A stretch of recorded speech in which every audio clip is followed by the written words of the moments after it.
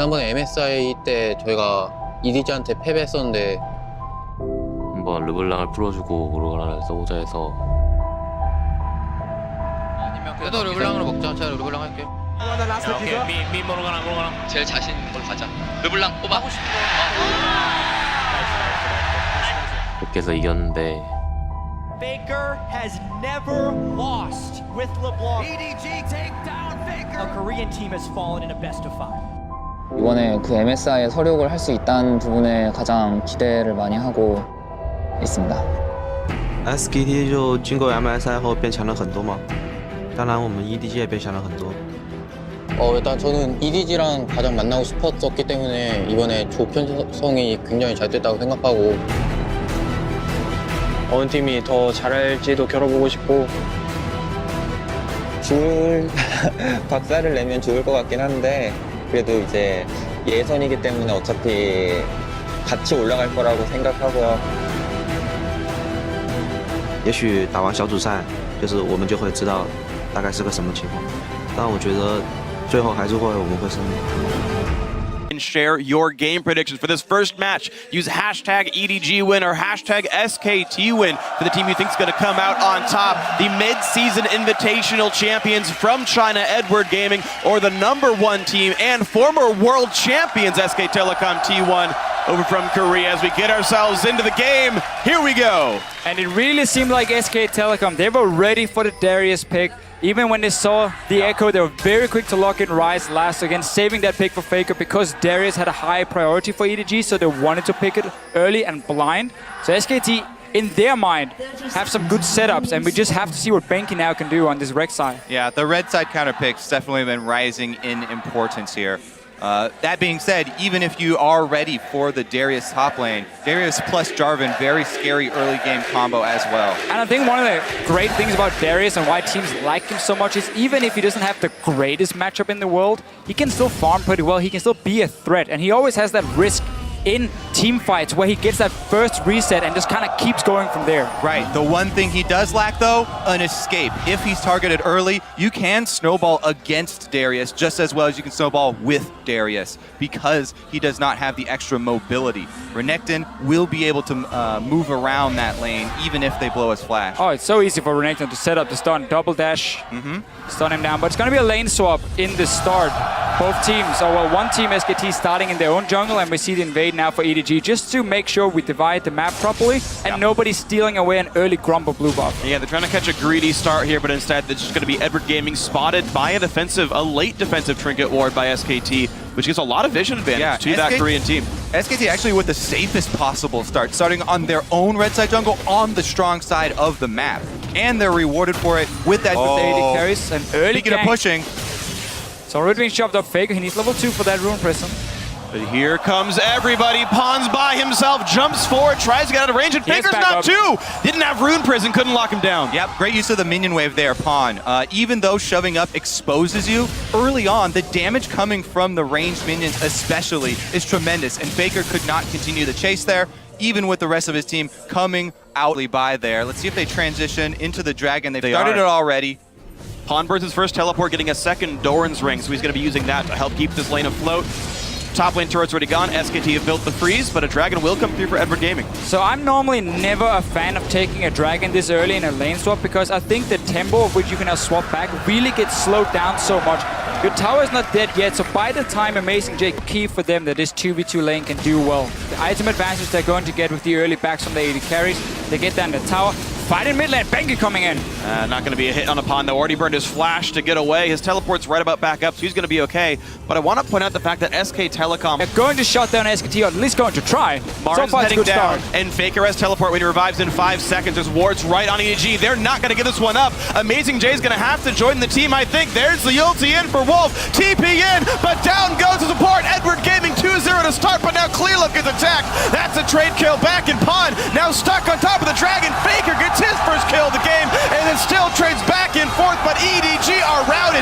3 dead so far. The dunk, it's going to make Bang bleed to death.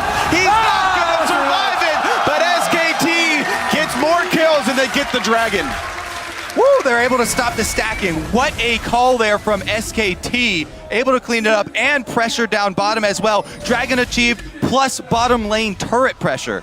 Oh, they might even get deft here. Faker's gonna cut him off. He wants some farm. All right, the two solo laners. Here comes the teleport from Amazing J. No, it's going to be Pawn, but Def's already dead. Marin has Aga, but he's not taking any damage. Pawn tries to set up the stun. He will not catch Faker thanks to the flash. A bit of damage on a Marin, but can he really do much more than this one?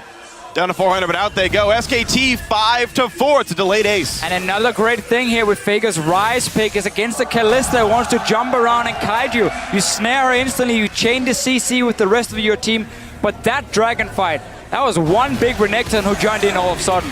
All right, so let's take a look at the prep for this. Faker just comes alive. He comes off of the death timer, starts channeling the teleport, and SKT will have all 5 members here. Look at Marin, straight to the back line. They take down Clear Love first. This front line here for SKT is going to be so massive in this game. Bengi does go down in the end, but he's already done his job. And of course, a full HP Faker, ready to clean up and bang with the potion and Side Dorn's Blade for this lineup. So if he leaves the mid lane, it's so easy for Faker just to push it down instantly. It's easy for Marin to push down the top lane. And again, the top side of the map just belongs to SK Telecom. Uh-oh. So much damage. Yeah, Marin trying to chunk him down. He's got a lot of damage in this one. A couple more spells will do it. There's the hit, and wow, the solo kill. Marin chasing down Amazing J in the top lane. And Amazing J was the question mark for us. You know, the team didn't do him any favors with that early start you kept mentioning, Deficio, with the lane swap, but getting caught out there overextending versus Marin, and Marin's just going to take him down easily. He's getting turret pressure now as well. Of course, Tiamat double Doran's Blade is not exactly a low amount of attack damage, so 172 on him, knocking this down quickly. Yeah, we mentioned so many times, these teams that do not take the wave clear have to be a lot more careful with getting behind in the early game, because if you are behind, then you give up a lot of the tower gold very quickly. And that tower gold's basically 3-1 here. SK Telecom already knocked down all of the outers. Dragons up in 30 seconds, and SKT are not far away from getting number 2.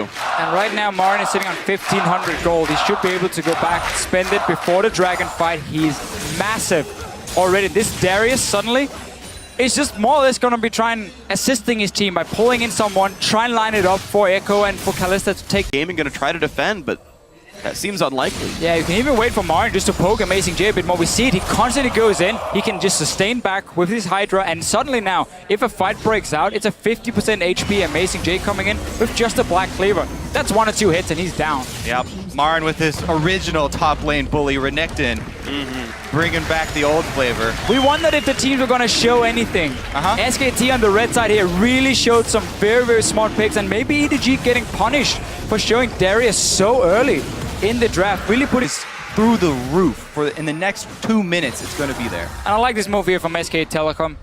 Just split, push it down to there it is! Flash on depth with the Rune Prison. Oh, the Q lands, and that's going to be the kill. Ult not needed. Faker picks up the 7th kill of the game for SK Telecom T1, and just like that, they run towards Baron. And Wolf going to make it count there. If it wasn't for Braum jumping in and landing that Winter's Bite, they wouldn't have been able to finish it. Baiting it. Baron bait. Hiding around the corner. Look how he's throwing spells in there, so they think he's doing it. Well, also he's trying to charge up the passive. It both works. We like it. We take it. No ulti, does have flash, wasn't able to use it to stop anyone out there. Unfortunately, burned the cooldown during the kill onto Deft, and SK Telecom T1, by going for the bait, get nothing off of that kill. He's going to respawn and all will be well. A small raptor right there. Okay, that's valuable in some kind. But what is EDG going to do, really? Because once they send down someone to stop Marin on the bottom side, he's just going to go straight into your face and poke you down to 50% again. And then SKT can even start baiting around Baron, and then have the advantage of a stronger top laner coming in. That's why we keep highlighting how snowbally these... Just get ganked by 2 or 3 guys, you can often escape with double dash, and you can then go for Baron. But EDG still needs to understand that this can happen. But they're so far back on the map, so you know what? EDG, they said to themselves, guys, we get a small break here, teleport is down, and SKT's like, well, no, we're just going to take Baron. Marin is running interference here, keeping everybody from even getting close to the Baron, and SKT easily going to burn that down. Perfectly done. They kept vision control for the last minute and a half straight after that previous bait. They let no wards go back in. They stayed on that side of the map, and they knew it was blacked out. Edward Gaming too good to face check to stay in the fight. What's the specific mechanic on the item? Ravenous Hydra is actually an activatable spell, whereas Titanic is an on next hit, so it doesn't break the W animation, which is so common for high-level Renekton players there. You pop it after the W. Of course, uncontestable, SKT just completely owns the map. Edward Gaming have shut down. They have no way to get back in the map and stop what SKT is doing. Slow and steady for SKT right here. It's been the same when they faced H2K. They never really went over aggressive. When they had the lead, they knew how to play it out, and there's just so little room for EDG to make any kinds of comebacks. Yep, Bang here with a couple of Baroned up minions going to take it down. I have to say though, Freak, it does go both ways since the Titanic has on hit and W counts as multiple hits. Yeah. You get multiple actives there. So I really do think the difference is in the lifesteal factor. All right, well, either way, he's gone for that lifesteal factor, and he's still doing quite well for himself. 3-0 and 3. The only death member on his team, in fact. Marin sees that his top lane turret went down. He's angry and kills the minions for it, but still. It's Edward Gaming at best getting trades, but still losing and losing and losing in Dragons. Exactly, so for SKT, no rush yet. Not at all, really, with the Rise. Coming in for the late game, already fully stacked on tier, Rod of Ages. It is heaven right now for SKT Telecom. There's only one outer turret left in the mid lane. And only really the Echo as the wave play on the side of EDG. You can go for a dive if you want. On SKT Telecom side, it's not really much of a threat to. Yeah, I mean, well-prepared game by SKT, but really well executed as well. I mean, we always mention shot calling and briefly sort of gloss over it. It looks like Bengi here kind of work on some true sight, and Faker goes in. Finds Clearlove and a ton of damage right away. They try to burst him back out, but Faker's totally safe. Clearlove running away as fast as he can, but it's not good for Pond in the mid lane. He's getting a lot of damage on him. A knockup comes back through thanks to Maker, but look how little damage Marin is taking. The Echo finally falls. It's a 1-0. SKT had to work for it. No, 2, as Clearlove followed well. Still win the fight though. That was the engage from EDG. They can do with the Annie, with the Kalista, but they just have no damage at this point. SK Telecom pushing it out 2 lanes. Faker decided to say, you want to jump me? I'm just going to go down to the bottom lane and start farming. Yeah, I was going to, start filling there with some explanations behind shot calling and try to elaborate, but SKT keep up the pressure here. They don't let you breathe for a second. There was an outer turret left staying that they wanted to claim first. So it's interesting how defensive SKT are playing this game, but first, let's take a look at that fight. Well, we get the hard engage. It's what EDG basically have to do. They think they can catch out Faker, but he has the shield. He can flash out from this one, and then the movement speed to just run away, and the rest of SKTs come in. Marin is still such a monster in the backline. Yeah. And there's no damage to take him down. Exactly. That's the full tank Jarvan that we mentioned earlier. As well have been deprioritizing rushing for the early dragons.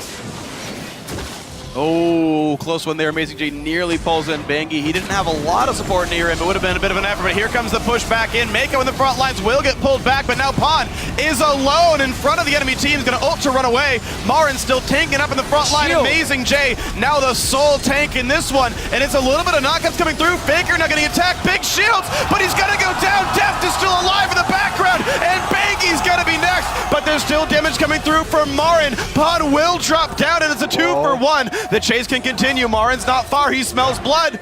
Yeah, he's got no flash though, and chasing a Kalista, very frustrating. There's Doesn't a want minion to wave get coming. guided. EE into Q. Summoning he'll use for the movement speed. Def will get away, but it's a 3-1 fight again for SKT. That looked so good in the start for EDG. Almost looked like the perfect fight to get back. We saw a massive Echo ulti into the back line, into an hourglass. A lot of damage coming down, and yet they simply cannot take down We'll see it. the remaining members. So 3 guys on it now. Faker has TP in 3 seconds. Bengi has his ulti as well. Yeah, good call to just grab the vision from the Scuttle Crab there first, not take the risk. SKT are in the position where they continue stacking dragons. This will be number 4. And it should be a fairly trivial task for them to complete it. No vision. No recall EDG. for you, Dev. EDG should not go face check it.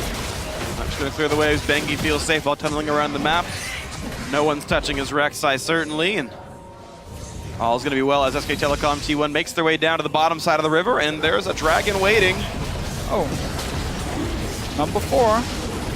SK Telecom, no threat and no real way for EDG to like rush a Baron and maybe try and trade it. There's already wards on that side, and for them to move that far out is so risky. Let's see the fight again though. So they're checking in because they want to see if Baron has been taken, and this fighting in a choke point at first. Look at the Echo going in. It's a stun first. I thought it was the ulti, but he actually jumps out with that, but he goes in with the stun and buys time. for at least Deft to deal some damage. Yeah, but because Spawn didn't get any damage off with his ultimate, that's a huge chunk that they're missing here. Deft was able to kite very effectively during that and get off a lot himself, but we're back into the action. And it's already a knockup coming through. Wolf now retreating to keep himself alive, and a big knockup from Bangi means more is going to happen there. Marin absorbing in the front line. Mako's going to be the target there, quickly picked up. The dunk doesn't mean much here, and there we go. Amazing J just can't get enough damage. Faker survives. Pawn gets a single kill, but it's a 2-for-1 yet again. Pawn on the run, getting away from Bangi. Even though Deft and Pawn survived, both of them extremely low, and they just have to go back. Well, Pawn will get himself a shield. That'll block some more damage, but Baron Nashor has gone down. No smite needed. SKT with more global objectives, and vroom! Here comes Bangi. That's your water ski noise? He's still running. 700 TP will be enough. They won't see him in time. The Q doesn't root. Pawn's okay. Yeah, his Q was gonna hit though. It was. Give points for accuracy. It did miss. Does that really count as accuracy? Is it a dodge? Or I guess it's a dodge more than a miss. Fair enough. I yield, Freak. I have to say though, this game has not been about Faker. No. This entire, I mean, aside from the game against Bangkok Titans, which is a fun one, none of these games have been about Faker. They've been about Marin almost exclusively here. Game 1 is Fiora.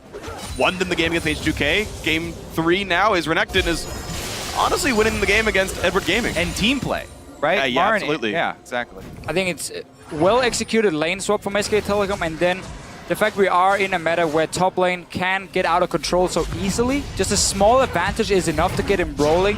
And when he has this pick with the Renekton who can always jump on a low mobility Darius, it's so easy for him to just push the advantage over and over. And Sivir buffing them up, they're going in. And here they go. Dev's going to get cleansed, but it's not going to be nearly enough. Faker picks up the kill. Mako's next easily. And there's really not much that Amazing J's going to do on this one. Pawn pops Yuldi for a bit of damage. Sonya's to buy some time. But who even cares anymore? SK Telecom T1 barely take any damage as they ace Edward Gaming. It's just a formality now for the Nexus. That's going to do it. 3-0 start to the World Championship. SKT undaunted take down Edward Gaming. We had one big team fight where it looked like EDG maybe could come back. I even thought the Echo got into the backline with his ulti, but it was just him stunning him, so there was no damage, and that was really the story here for EDG. Once they fell behind, they never even had enough damage to kill the front line of SK Telecom, and it bought so much time for Faker and Bang to just safely sit there, and even Marin, of course, with this Renekton being a monster and just taking out 2 or 3 guys every time. EDG very clearly focusing heavily on the Dragon.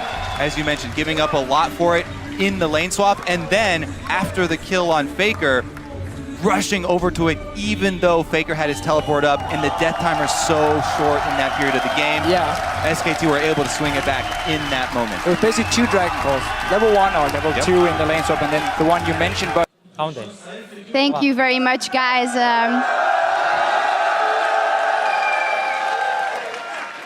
Joined by Faker, who is smiling ear to ear. I even get a little nervous always conducting these specific interviews. First up, congratulations for that humongous win versus EDG. I don't want to remind you of it too much, but of course we remember that historic final where you got counter-picked by EDG at MSI. How did that influence the preparation for this game, and especially the picks and bans? 페이커 선수 우선 이런 대승리 거두신 것을 축하드립니다.